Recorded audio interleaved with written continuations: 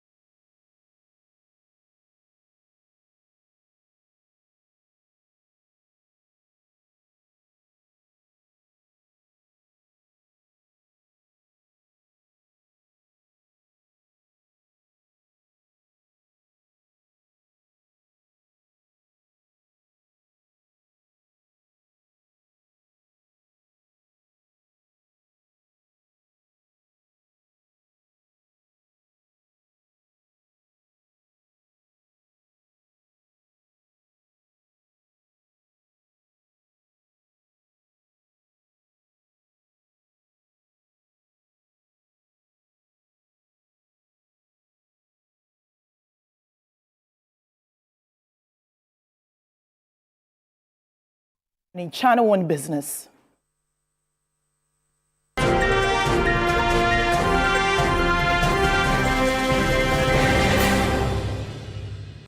Ghana Chamber of Mines wants growth and sustainability levy removed.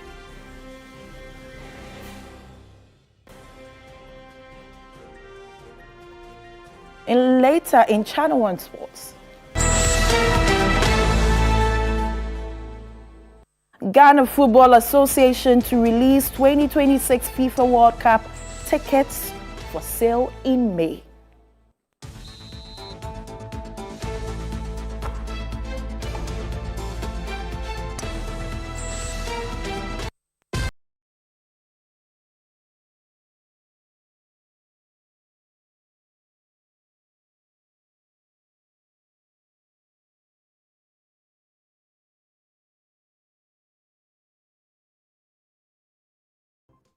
I am Akosia Oche. Many thanks for choosing us this evening. Let's start off from the Ashanti region, where the Asante-Hene Otumfuo Saitutu II has expressed deep concern over what he describes as a growing interference of government appointees in chieftaincy disputes, cautioning that political power is temporary and must not be used to undermine traditional authority. All the Asante-Hene says government appointees should stay off chieftaincy matters for the good of the country. Channel One News' Ashanti regional correspondent Doris Lonta has details. Speaking at an Asanteman Council meeting on Monday, April 20, the king referenced ongoing tensions in parts of the Bono region, particularly the Sampa chieftaincy dispute. He accused some government officials of disregarding court rulings and enabling an unlawful individual to parade himself as chief over Sampa. Otumfuo specifically cited the alleged involvement of the Interior Minister, Muntaka Mubarak, the Minister for Local Government, Chieftaincy and Religious Affairs, Ahmed Ibrahim, the Bono Regional Minister, Joseph Akwabwa, as well as security officials and other local government actors. He criticized their roles in the dispute despite a court ruling in favor of Nana Sangwa Jafla II. Now then, Sampa who was a at the court were telling me a buana. So, or Kwani Kroma, regional minister, we are security, young man of fine. so, the only in the Amanaquam on now, the only in enough for Kronafa. the only look for grown-up. So, but it's my fucking one. Oh, Minister for come. So, for Minister for come. So, And principal, you know, regional minister or principal, you know, minister for local government will come home. Minister for interior, Minister for local government, Minister for chieftaincy, regional minister, principal, or woman, He further lamented what he described as a partial and discriminatory arrest during the crisis in Sampa. He expressed concern over claims that the regional minister influenced judicial processes, allegedly directing that suspects be remanded even over a weekend. Otumfuo cautioned that such actions must be approached carefully, noting that no public office holder remains in power indefinitely. Sampa mo kwa chinipa. Oh yeah. Na mo kwa chifa. Na regional minister na fresh judge holiday no afre say one remand wo. Yeah.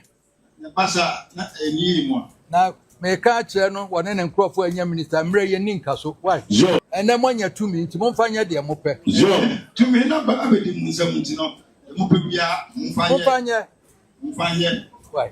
Now, Sampa, you won't grown so net, Obeko.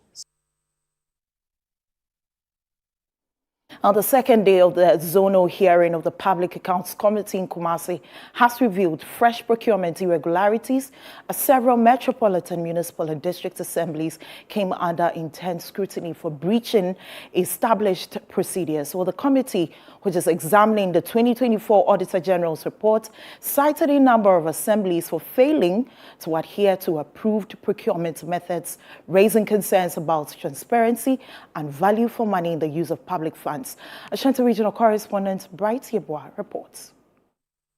Some of the infractions identified include the inappropriate use of restricted tendering and requests for quotation processes in instances where national competitive tendering should have been applied. Officials questioned the Bibiani Anyasubekwai Municipal Assembly over contract splitting, weak documentation, and failure to justify procurement's decision. You intentionally divided the contract into four to beat the system. First one, the value 192,600 because the threshold is 200,000. The second one, 192,600 because the threshold is 200,000. Third one, 199,850 because it's 200,000. The last one, 199,850 because the threshold is 200,000. You knew what you did. Why don't you accept so that we can move on? Honorable, we are sorry for the infraction. So and then the auditors, in fact, when they did the audit, so you lied. They advised us. Sorry. So you lied. Infraction.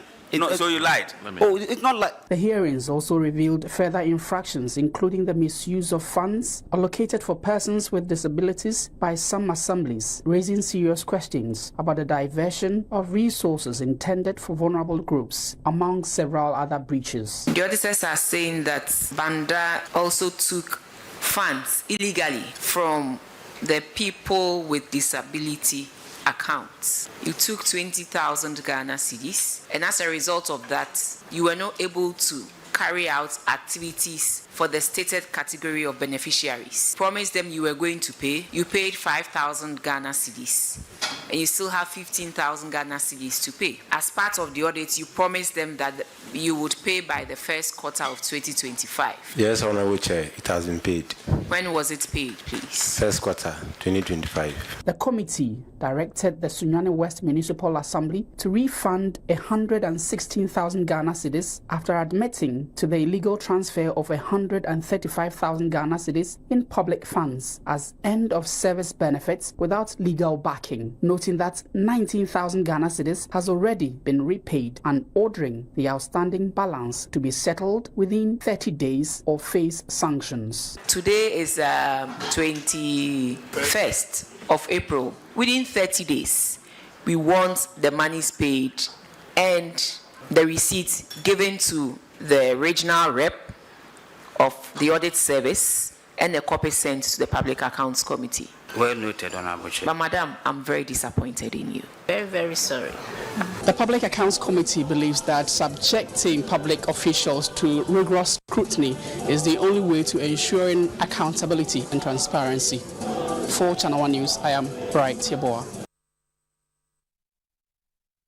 Away from the Ashanti Region, authorities at the Cape Coast School for the Deaf, which also offers formal education to children with speech and hearing difficulties, has made a passionate appeal for help.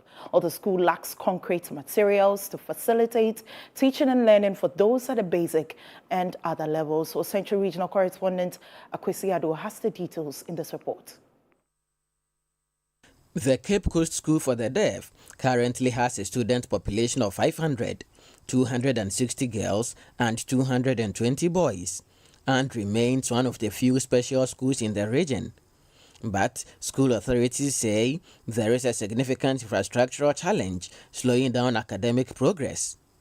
Apart from the main school building needing renovation works, the school's vocational department also lacks needed tools and equipment to enhance tuition.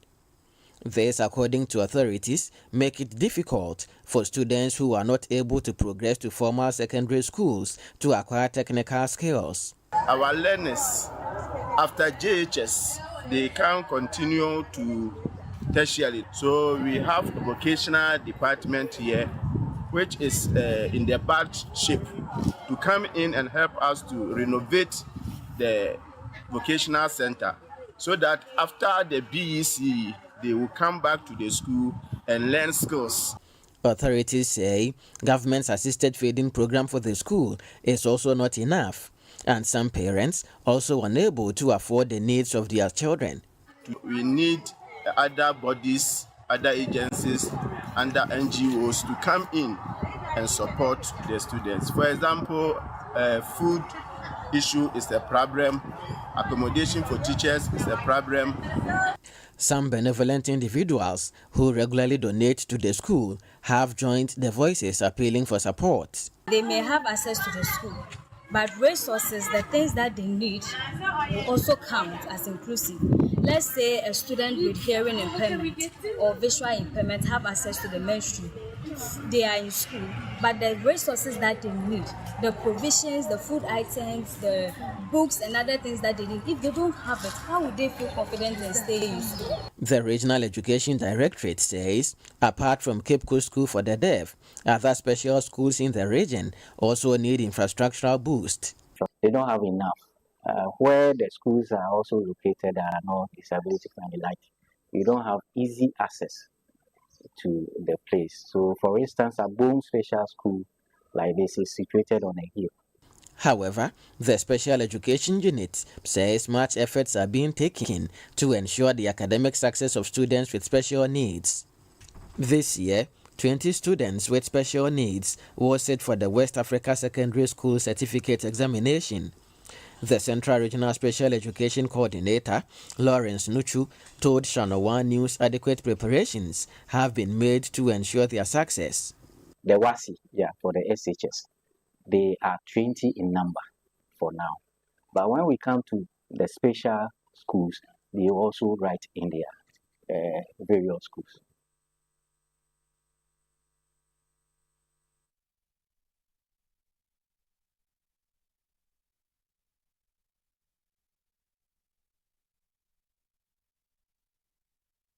Let's still stay on education, and the Ghana Education Service, GES, has authorized the release of funds for the procurement of perishable food items for senior high schools and also technical schools. So the release is aimed at addressing recent challenges that has characterized the feeding component of the free senior high school program.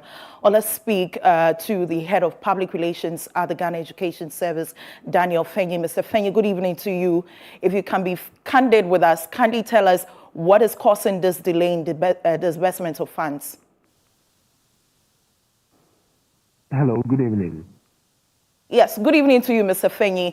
I'm asking if you can be candid with us to tell us what exactly is causing the delay in disbursement of funds to purchase these food items.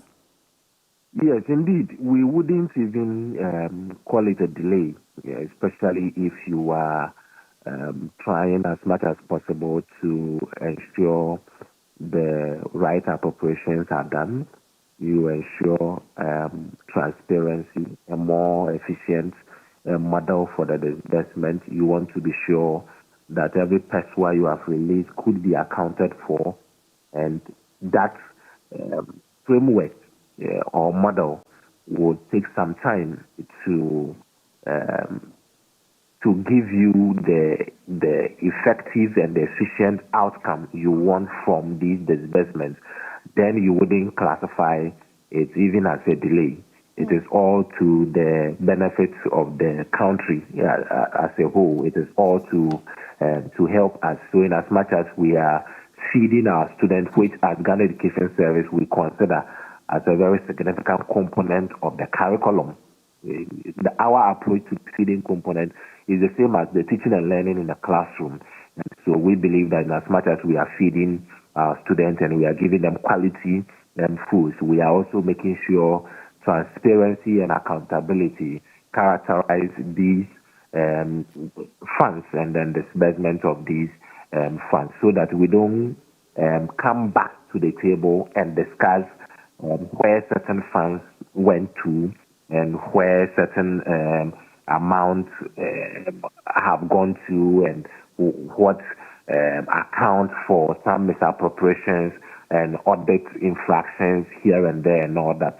So I want to emphasize that we, in an attempt to ensure a more improved system, these are some of the side effects you may witness, but it is all to improve the system. And I can mention that as we speak, close to 200 million Ghana cedis have been released for the purchase or procurement of perishable food items. And so over the period, the discussion has been on the perishable food items. When it comes to the non-perishable, for many of our schools, they already have abundance of stock. They already have food stuff. And so the concern was with the perishables, which have gone out, yes, to them. Right. If I heard you properly, you said that some 200 million cedis has now been asked to be released for the disbursement. But is this expected to cover all senior high schools and technical schools?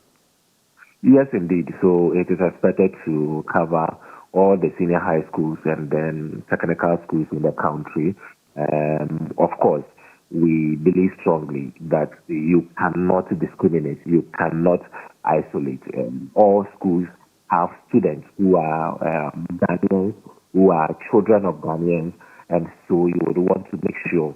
In fact, the disbursement was done based on data. You know, with Ghana Education Service, all our disbursements are based on data. So we make sure that the amounts that are going out commensurate with the number of students each of the schools have, so that you don't witness situations where you would find insufficiency in some of the schools.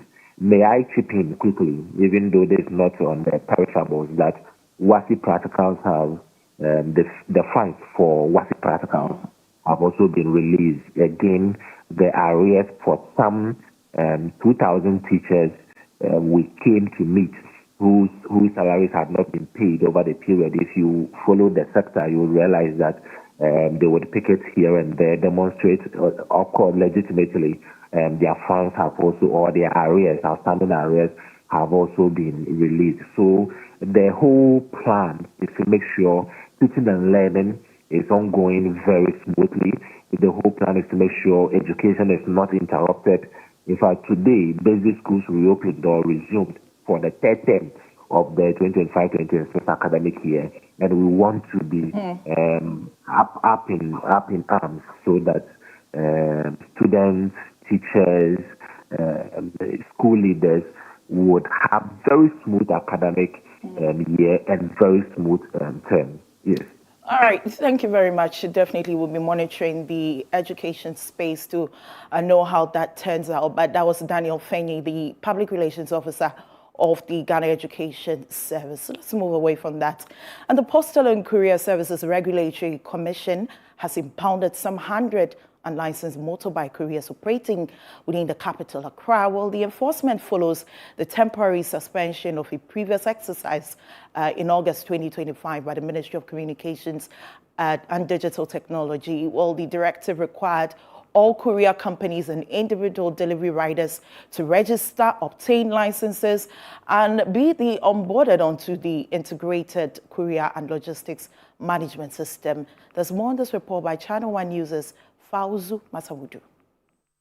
The enforcement exercise is aimed at sanitizing the courier and e-commerce sector, protecting consumers, and addressing security concerns.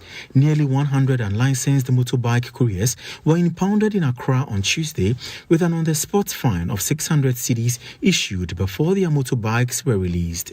More than 100 motorbikes have been impounded, Yes. So the fine is 600 Ghana cedis, but registering is 570 cedis. Okay. So why wouldn't I do that and have the freedom to work the whole year, but wait for such an exercise before I, get impounded and then waste my time one, I pay a penalty two, then I start the process all over again. Public Relations Manager at the Commission, Ni Yabua Begesen, also noted that the exercise initially faced resistance, but the situation was brought under control with the support from the police. He added that some of those affected have since begun the licensing process. After we've spoken to them and explained things to them, because they know already, it is easy for them to accept. And then many of them, a good number of them have, commenced their registration process. Some affected riders said they were unaware of their licensing status as it had not been communicated to them by the companies they work for. Mimi say na me Uber, but I think say Uber for no year registration and come no. Until last year no more che no mo jai mu. Am I? Ye ko na ye kakra wa anti omo ye den omo jai mu. But this year no. And no de ye nyina ya te ase say ye registration because omo che mu. But for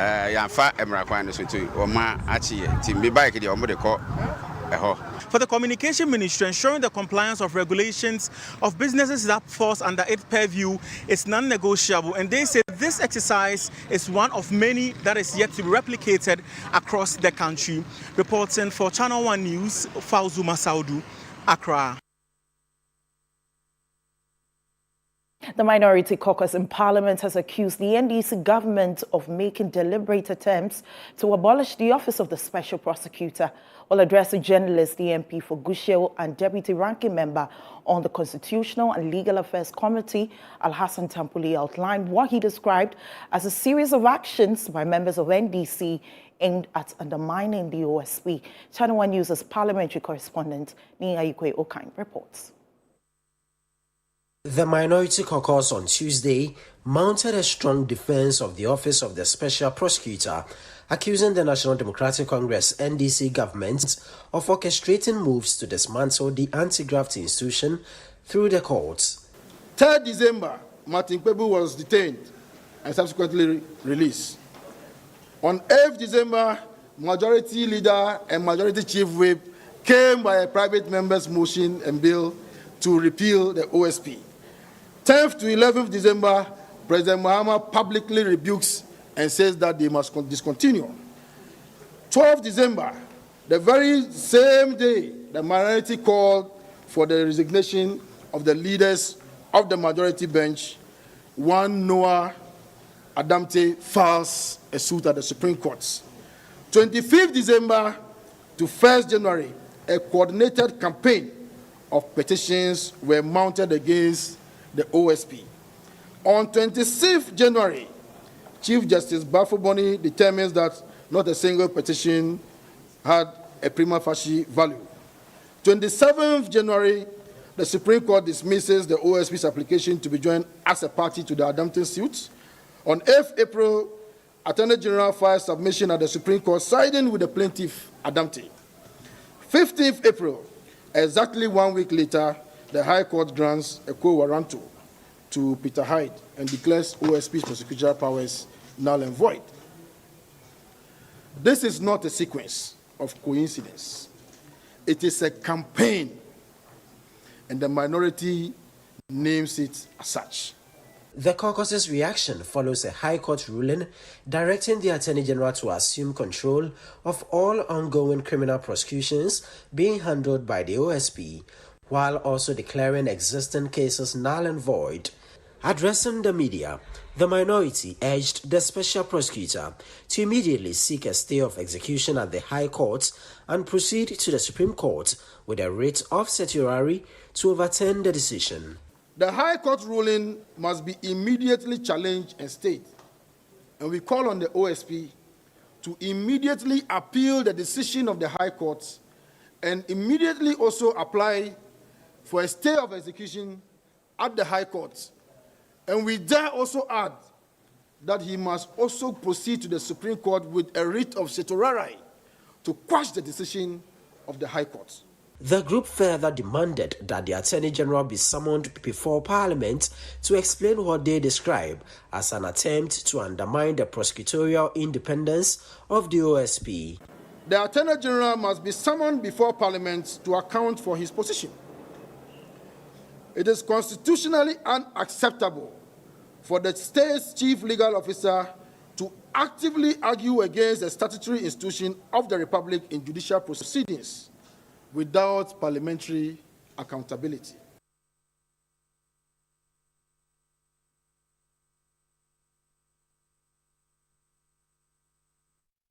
Cases handled by the Office of the Special Prosecutor are facing setbacks following a High Court ruling that declared its prosecutions null and void due to a lack of authorization. Well, this development comes in the wake of proceedings in the alleged extortion case involving former National Petroleum Authority Chief Executive Mustafa Hamid. Well, there's more in this report. According to Akbar Yusuf Rohullah Khomeini, counsel for Mustafa Hamid, the case had been scheduled for a case management conference on Tuesday. However, during the hearing, the defense drew the court's attention to a prior ruling by Justice Eugene John Nyantenyadu of the High Court's General Jurisdiction 10 Division. The ruling directed the Attorney General to take over all prosecutions initiated by the OSP, citing the office's lack of authorization to prosecute under Section 4.2 of the OSP Act. Defense lawyers argued that in light of the decision, the OSP no longer has the legal mandate to continue prosecuting the case. Prosecutors from the OSP, led by Principal Prosecutor Adelaide Kobiri Wood, opposed the argument, indicating that an application for a stay of execution of the ruling has been filed. The presiding judge subsequently adjourned the case to May 26, pending a decision on the application. The judge said that he would adjourn the case to 26th May to await the outcome of the stay of execution. But he also indicated clearly to them that if the stay of execution application fails, he would proceed to enforce the judgment which voided the capacity of the OSP to continue criminal prosecution. Meanwhile, the High Court's General Jurisdiction 2 Division bail has been granted to Frederick Komi, also known as Abu Trika, in the sum of 30 million Ghana cedis, with 2 sureties to be justified. Elsewhere, the Court of Appeal has dismissed a repeat application by Chairman Wuntumi seeking to halt his criminal trial at the High Court in the Samra Boy case, pending a ruling on an interlocutory appeal. The appeal aims to overturn a decision by Justice Audrey Kokovite, ordering Chairman Wuntumi to open his defense over allegations that he permitted unauthorized mining on a Samra Boy concession. However, before the appeal is determined, his lawyers have been unsuccessful in their attempts to suspend proceedings until a decision is reached. 2 options, either repeat it or go back to the instant court to prepare our witness statements and continue the case. You're still watching the Channel One Newsroom on Channel One Television. Still to come. Ghana Chamber of Mines wants growth and sustainability levy removed.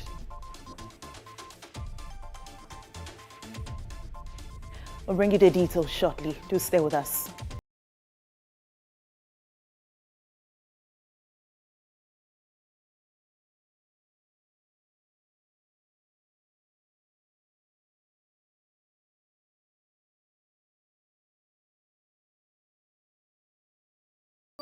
The best part of going home is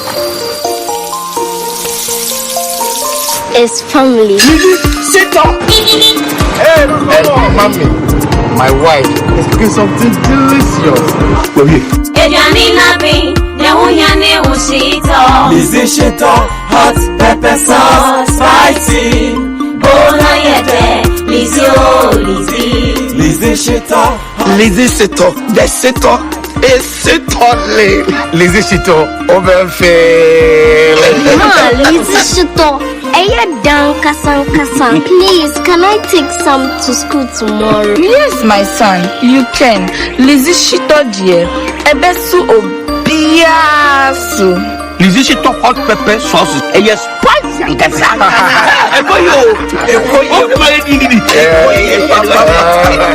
Lizzie hot pepper sauce. Yes, spicy.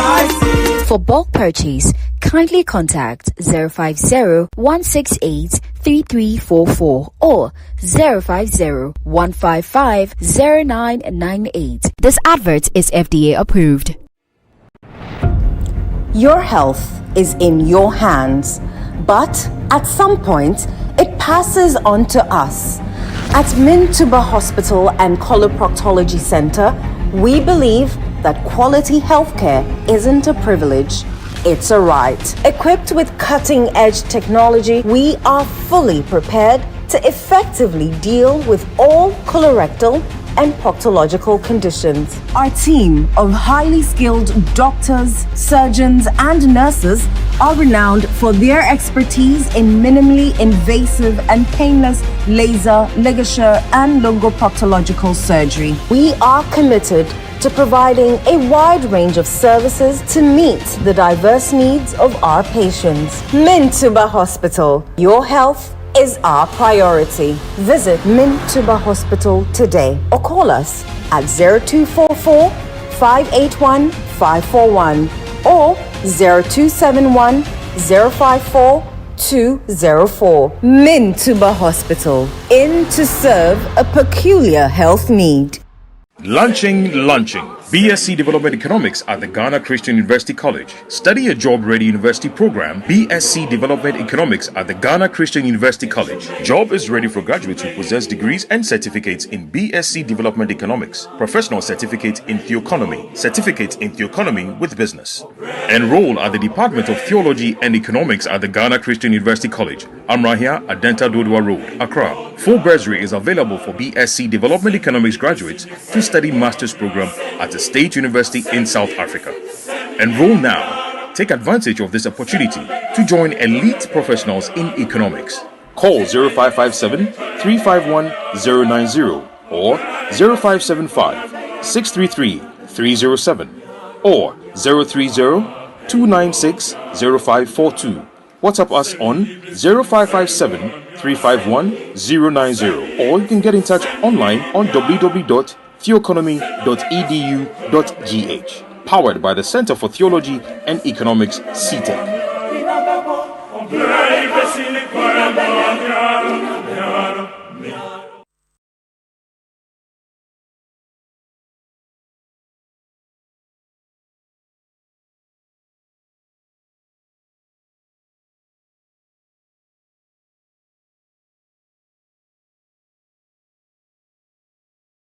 Channel 1 Newsroom on Channel 1 Television. Up next is Channel 1 Business with Neti Ajaho.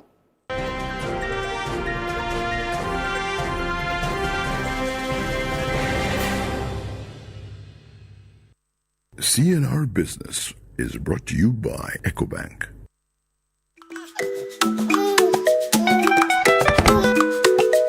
How may I help you today? We'd like to open a bank account.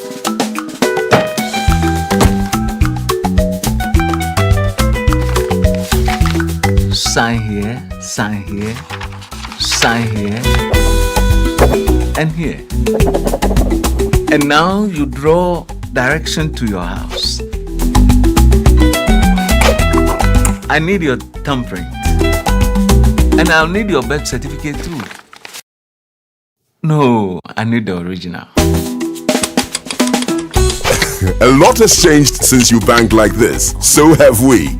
We've made it easier than ever to open an account online and bank on the go through our mobile app, online banking, and more. EcoBank, a better way to bank your way. Sign here, and here. EcoBank, the Pan-African Bank.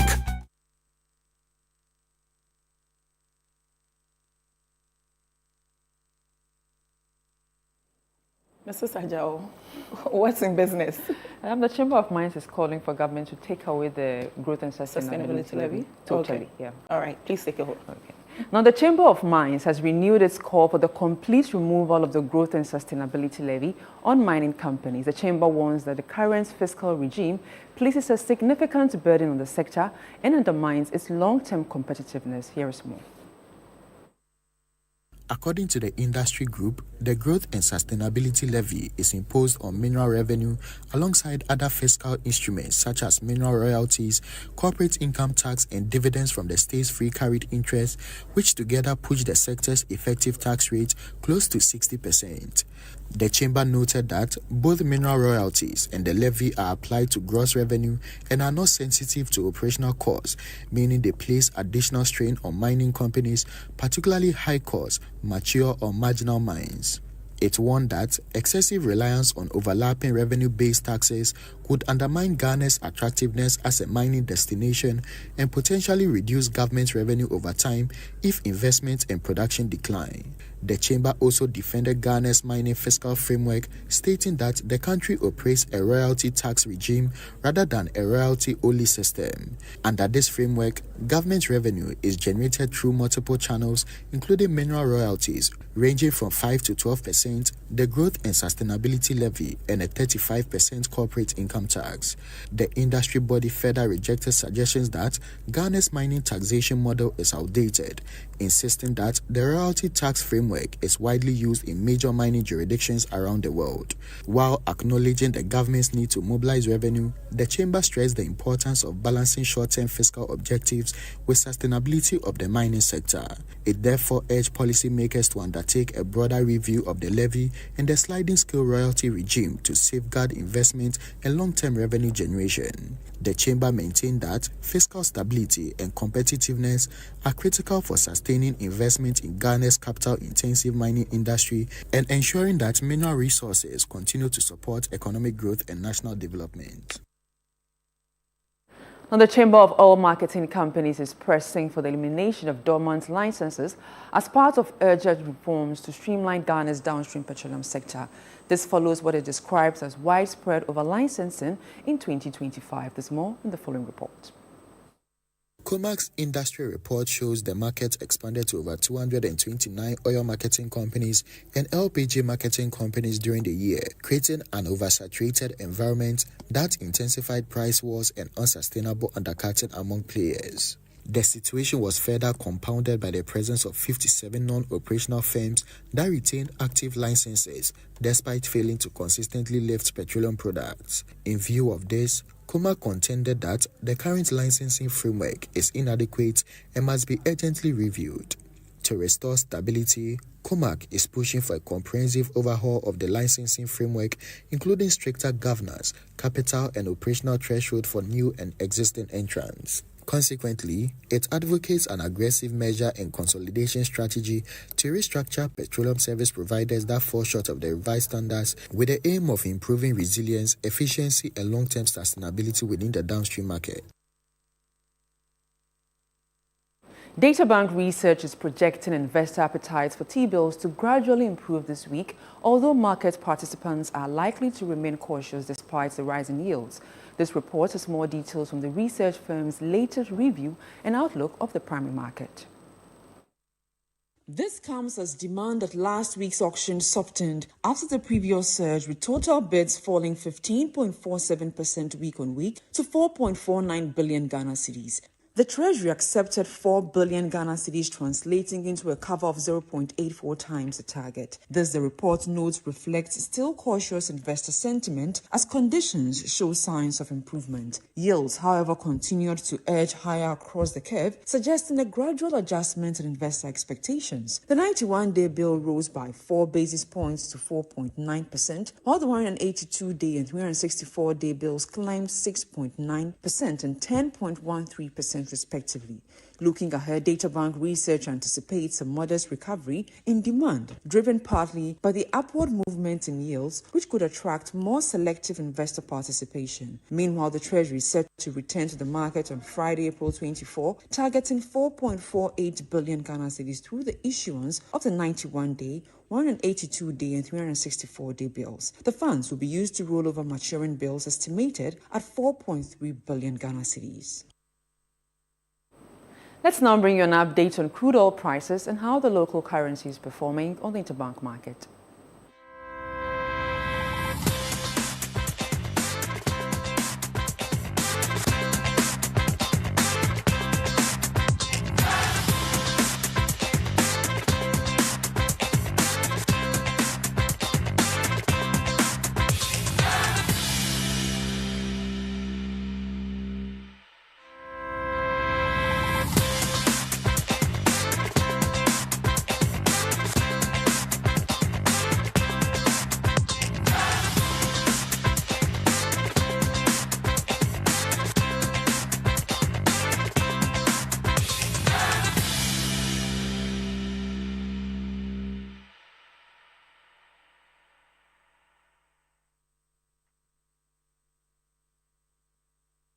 And that's all for business. I am Netele Neti Ajahu. Back to you, Kusia.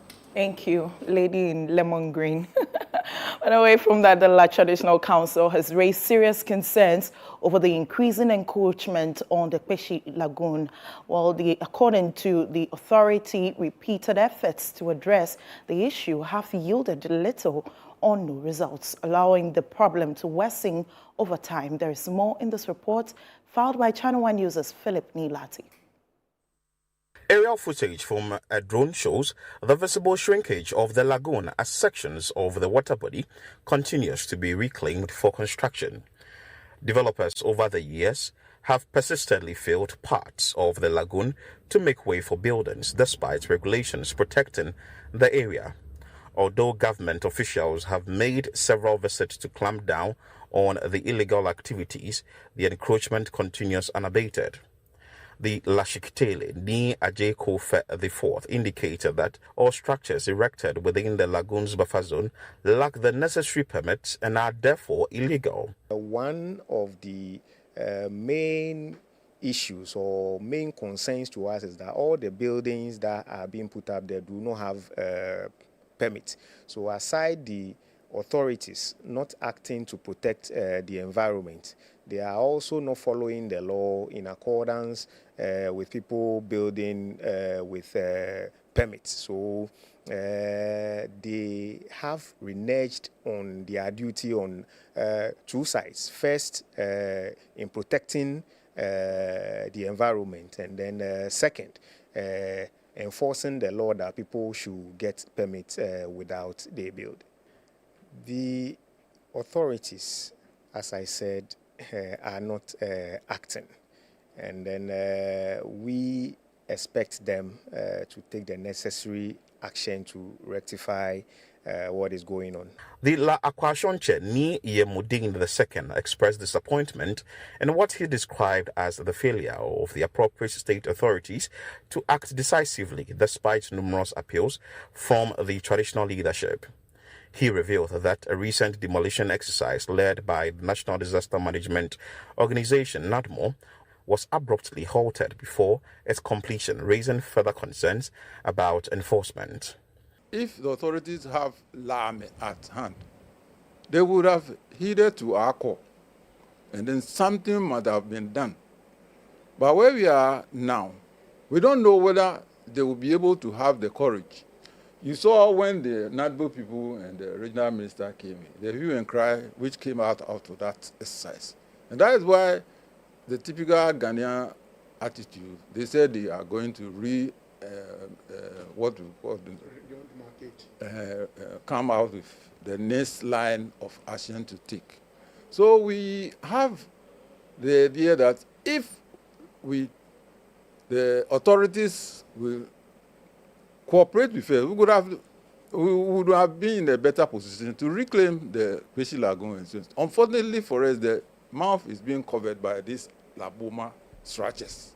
The mangroves, when we were young, we were advised that you shouldn't even cut a branch of the mangrove, because that is where the fingerlings develop under their roots and so on. So they have cleared all those things there, refilled and built the structures. The Lamankralo Ni Obodai Adai IV has called for sanctions against public officials who have failed in their duty to protect the lagoon's buffer zone. He insisted that such negligence has contributed significantly to the current state of encroachment and must be addressed. Ministers in Ebane, Maka Tachos Glova, Wakalefeti, ni Nanibi ni Yano, ni Assembly Nanibi ni Yano. Daniel ba mokoba finu ko ba ha le permit e wo mi no ni dan enko nye me agashi meni nyutumo ni di permit ni ametashi ni me chashi na ma tun ni ansa na me aka ma esa pono me oni mo tun e so yen no ha komo she come men o meni tun e se yen na ba komo mo ni mfe e yo permit se sa na hwele e ja se tun ni ojogba. Meanwhile, the Municipal Chief Executive for La Dadikotupon, Alfredos Ni Anyete, says steps are being taken to safeguard the lagoon. He disclosed plans to plant trees along the buffer zone to serve as a protective barrier and announced that dredging works will soon commence to restore parts of the water body. Earlier this year, NADBO had calls to come and lead the demolition exercise there along the Kpeshie banks, and the plan is to, from the assembly's point, is to excavate the soil matter that has been dumped into the lagoon to reclaim it. So that the water body will be, refreshed, and then we have enough collection points for rainwater as we approach the rainy season. The demolition exercise took part, I think, earlier this year, January or February, that way. And the plan is that the whole place will be fenced off and then trees planted. My MP, Honorable Richard Sowa, is in contact with the Forestry Commission to supply some trees to be planted along the entire stretch from the Bush Road through to inside Chado, where the Kpeshie Lagoon is. After the debris is removed and the land is claimed back, we are working with some of the institutions to see whether we can get heavy-duty equipment to come and de-excavate, the lagoon proper, so that we have we will not get it as large as it was because it's been heavily silted. So we are in talks some of the agencies to help us with their machinery to come and remove as much as we can remove, and then dig very deep so that we are able to collect enough water, because that's where the water collects before it goes into the sea. The Kpeshie Lagoon remains an important ecological and cultural asset to the community, and stakeholders warn that without urgent and sustained intervention, the continued encroachment could lead to irreversible environmental damage. The continued encroachment on the Kpeshie Lagoon is worrying, according to the Traditional Council. The council is demanding urgent action from the government to stop the phenomenon. Reporting for Channel 1 News, I am Philip Latin. You're still watching the Channel 1 Newsroom on Channel 1 Television. Still to come. Ghana Football Association to release 2026 FIFA World Cup tickets.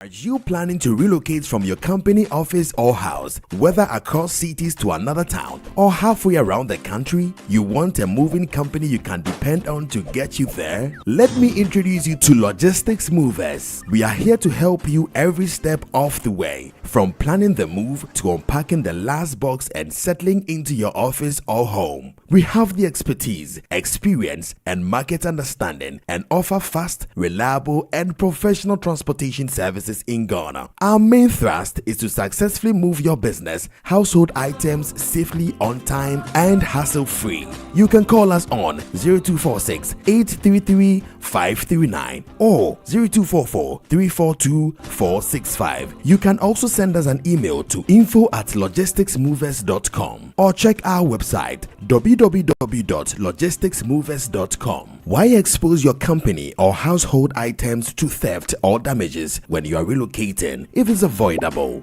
Logistics Movers, we help you relocate. Yes, next.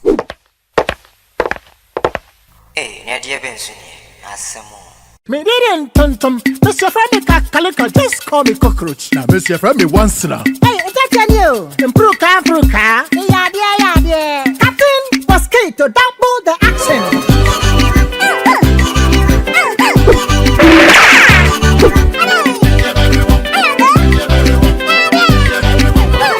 Me did this sasso spray. Mr. Friend, sasso quell. Yeah, go to my sasso.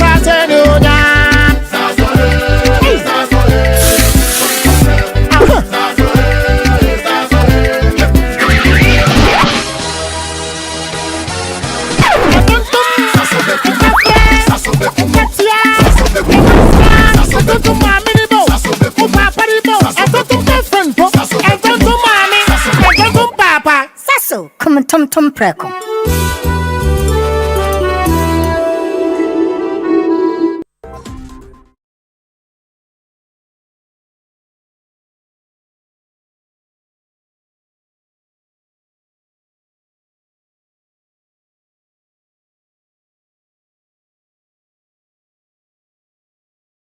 Channel 1 News, you want Channel 1 Television. Up next is Channel 1 Sports with Bernard Abekwachi.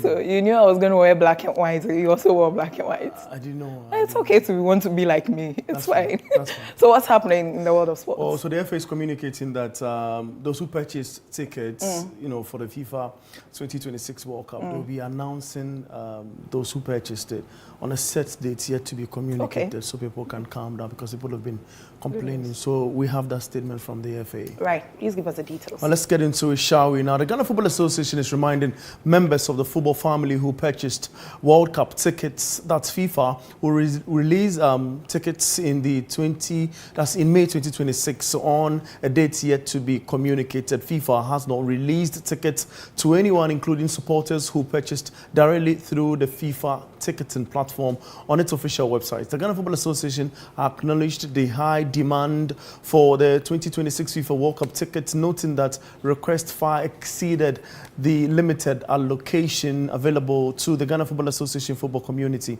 The federation or the association also stated it has consistently shared FIFA's official communication, encouraging fans in Ghana and abroad to purchase tickets through the FIFA platform where most allocations were made.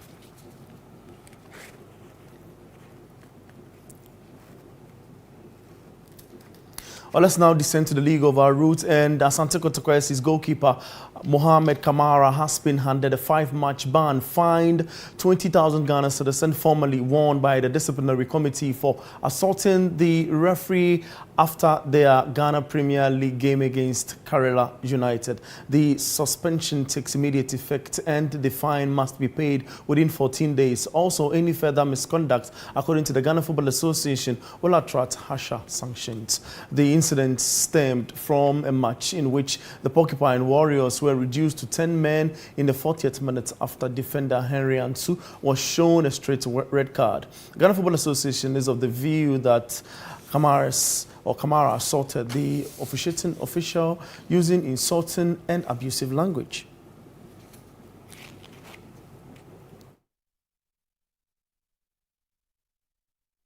Let's travel international now, and Manchester City's boss Pep Guardiola has warned his players not to lose focus in the title race